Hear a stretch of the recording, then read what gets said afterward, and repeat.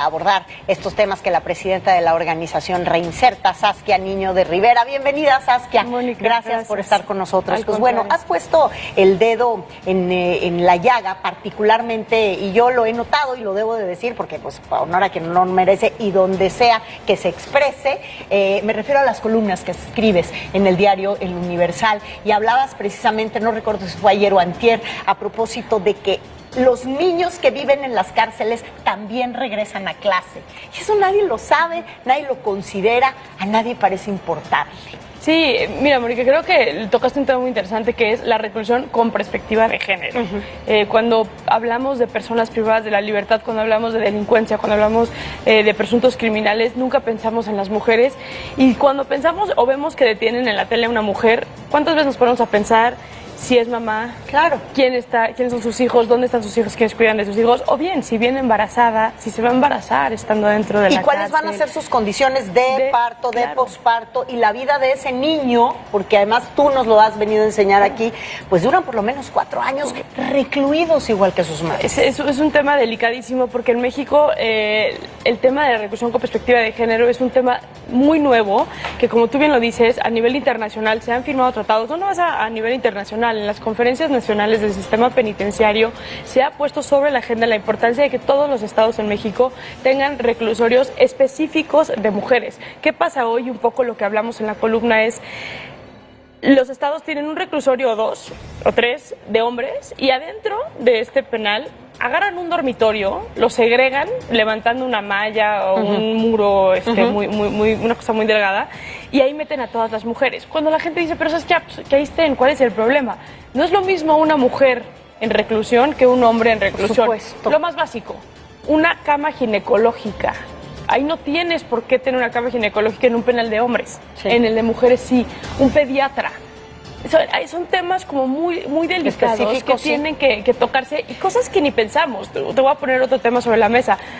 La reclusión con perspectiva de género. En México tenemos, por ejemplo, Santa Marta, Catitla, que duermen alrededor de 6 mujeres por celda. Tenemos otros penales como el de Santiaguito, alrededor del Topo Chico, bueno, donde estaban las mujeres en Topo Chico, ahorita en Escobedo, donde duermen alrededor de 4 mujeres por celda.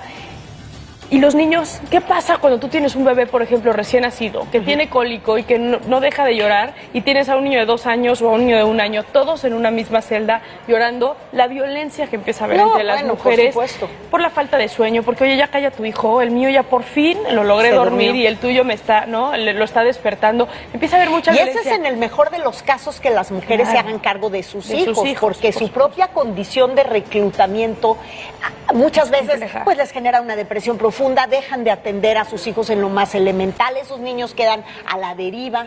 Muchas mujeres, yo creo que algo que falta mucho por hacer es todo el tema de protocolarizar y poner el interés del menor por encima del de la mujer. Antes, como no estaban los niños que nacen y viven en prisión dentro de la ley, ni muchísimo menos en ningún lado, pues era el interés de la mamá, el interés superior de la mamá, que la mamá esté bien, que el derecho de la mamá, que la mamá, pero nunca nos damos cuenta cuál es el derecho del niño. ¿Dónde está el niño? A mí hay una historia que me encanta contar y voy a aprovechar. En Chile le llegó una carta a la ONU de una mujer privada de la libertad en Chile, y es una mujer que tenía muchos delitos muy graves, y su hijo lo notifican de 7 años que iba a morir por una enfermedad terminal. En el momento que ella recibe estas noticias, elabora una carta al director del penal pidiendo autorización para poder pasar los últimos días de vida de su hijo, y el director se ofende y le dice, oye, me parece una ofensa que tú, siendo la criminal que eres, me hayas solicitado salir, ¿no? Que yo haga estas medidas extraordinarias de que salgas al hospital a ver a tu hijo, cuando tú no mereces eso ni absolutamente nada. El niño muere.